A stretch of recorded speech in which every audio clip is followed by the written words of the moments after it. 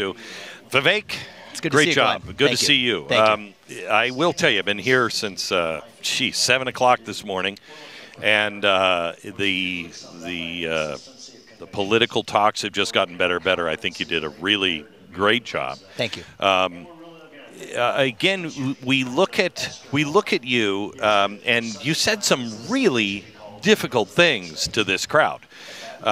You talked about the war, and you're the first one, I think, that has been very clear on not my child, not your child, going to fight. You said we just don't do it. How realistic is that? I think it's very realistic, Glenn. And the fact is that there's an opportunity. I'm a big fan of using silver linings, even of bad decisions that have been previously made.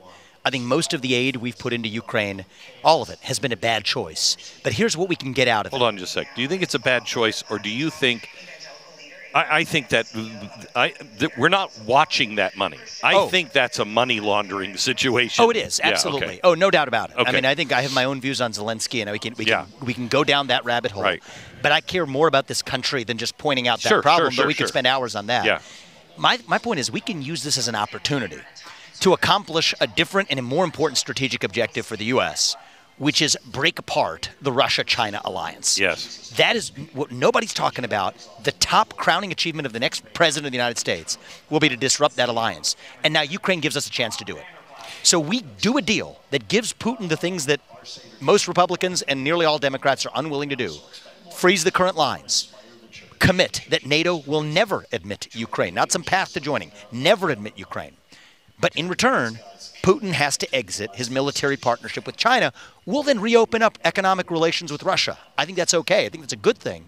Then Putin has no reason to be Xi Jinping's little brother. Right. Which, by the way, deters China from going after Taiwan. Right. Because China's bet now is that the U.S. won't want to be at odds with two different nuclear allied superpowers. Correct. But if Russia's not in China's camp, now we have actually deterred China from going after Taiwan without going to war.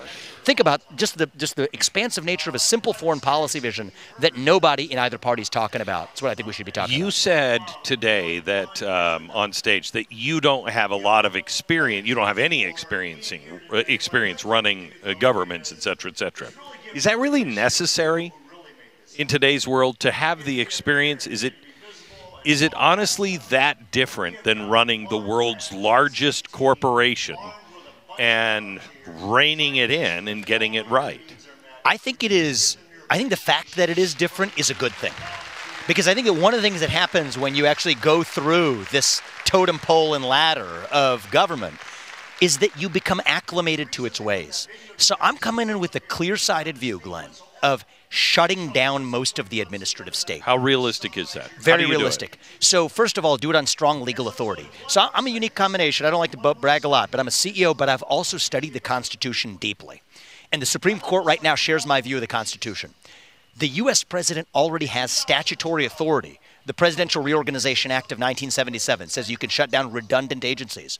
Well, when I look at what the DEA does and what the U.S. Marshals do, there's my legal justification for shutting down the FBI without asking Congress for permission or forgiveness. Jeez. There's another justification, stimulating the economy, also in that same statute. The $80 billion spent in the U.S. Department of Education, you know what? That would stimulate the economy to give it back to the people. That's my legal justification. So I understand the legal footing. By the way, what stopped Trump? The civil service protections, they said. Correct. Well, guess what? Read the law. Civil service protections protect against the individual firings of employees for supposedly political reasons. They do not apply to mass layoffs. And mass layoffs are absolutely what I'm bringing to Washington, D.C. Would you lay it off, reform it, or close it down, these institutions? Many agencies, I would just shut down the agencies. There's a certain list of other agencies where we have 75% headcount reduction plans. Jeez. And then there are other agencies which we move out of Washington, D.C., make people move. Many of them will volunteer not to. We save on the severance costs. Who's your favorite president of the 20th century? Of the 20th century? Ronald Reagan. All right. Yeah, no doubt about it. You should read. His favorite was Calvin Coolidge, and what you just suggested was Calvin Coolidge. This is vintage Coolidge. Coolidge is that's probably the only guy who was born on July 4th. Yeah. So he's a true American independence birthday man. That's part of why. When you heard Kamala Harris, and nobody's talked about this, and I believe, and I think you probably do too, the biggest issue of our day is very soon going to be artificial intelligence. It is. When you heard our vice president say AI is a very fancy word, it's 2 letters for 2 words. Yeah. And the thing she says afterwards is it's basically It's machine wrong. learning is wrong. It's wrong. Right? ML and AI. So let's put aside the technical features of one woman's cognitive deficits, which would be too. She's a first grader. It's too small for us to waste time even talking about, right? Yeah. When you think about AI, so I have a clear vision on this. I think that outright bans are dangerous because we will adopt constraints that China will not adopt. Correct. We've done that before. Gain-of-function research. Guess what happens? It comes back and harms us. And we do it in Black Ops. And we do absolutely. And we funded that, by the way. Yep. So outright bans aren't the way to go. We don't have a ton of time, Glenn, but what I'll give you is the framework. And I'm the only candidate talking about this. Is we have to create a framework of strict liability for the developers of any AI protocol for the consequences, including unintended consequences, of developing that protocol. So that gets the government out of the way, and it forces a company to be able to internalize the risk-benefit on their own. Microsoft, Meta, they're dead set opposed to this, right? Because they're in a race to achieve what you try to do in the tech world, create a moat, invest heavily before others are able to catch up. But if they have to take into account and be liable for the unintended consequences of what they create, they will have to internalize that in what they do. And the second constraint is protecting children. Children, complete stop interface of AI's interface with children in ways that are pragmatic. So that's a general framework for me for how to handle this. You are a former biotech CEO. When you look at the Department of Defense, the biggest benefactors of the budget from the Department of Defense, 5 out of the top 10 are big pharma. Amazing. Why is that? And why do you think that's dangerous? It's cronyism. Or do you? It's cronyism, absolutely. I mean, the merger of state power and private power, especially defense at that, to do through the back door what government couldn't do through the front door, this is crony capitalism at its worst. And so I think that big pharma is an industry, and I know this better than most, Glenn. I spent my entire career standing up to big pharma. It created a lot of inefficiencies that allowed me to build a successful company that called their bluff. But for our country, it is a tightly regulated industry, but it is also an industry that is run by government-created monopoly. Yes. And that creates an industry that behaves like a government itself. So the first thing I would do is, let's say we roll back some of those cronyist privileges.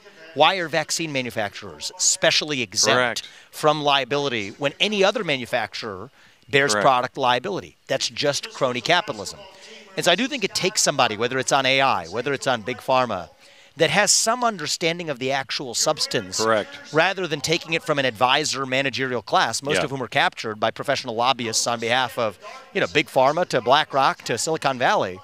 They understand how to capture the managerial class, but they cannot capture a president who has a deep first personal understanding of the Constitution and of the issues, including as they relate to technology. That's part of what motivates me to say that, you know what, this is why we're making the sacrifices to actually see this all the way through. Not in this just to make a point. I think it's going to take someone from the outside, but with that level of understanding, to address an era where the threats aren't as simple as they were in 1980. They're more complicated today. Were you at all concerned, or are you at all concerned, about the acceptance of a Hindu as the President of the United States? I say this as a member of the Church of Jesus Christ, so that's not Christian enough for a lot of Christians. Have we passed that? I think it depends on the person, right? I mean, whether you're a Christian or whether you're a person of a different faith. I understand this is a nation founded on Judeo-Christian values. And Glenn, I think I can say this with deep, honest conviction here. I share those same Judeo-Christian values more so than even many self-professed Christians across the country. I agree with that. And I also think that because I'm such a staunch defender of those shared values, nobody's going to accuse me of being a Christian nationalist as I do it. So it's actually true, though, because people feel there's almost a compunction that people feel, right? So it almost puts me at greater liberty than a Mike Pence or somebody else who's going to be labeled and put into some retrofitted box. I'm making faith and family and individual hard work and nation. I'm making these values cool again for the next generation, actually. I think these are cool. Yeah. But my job is to actually reach that next generation with bringing those values and making them the values of progress for young people. And I think I can do that better because I'm younger, because my parents were immigrants to this country. No one's going to call me xenophobic or racist, not as easily at least. And yes, part of it is, yes, I'm a person of faith, but not raised in a tradition Christian household. I do have the benefit of having read the Bible thoroughly. I went to Catholic high school. Yep, absolutely. And I never felt like I was reading the Bible for the first time. Yeah.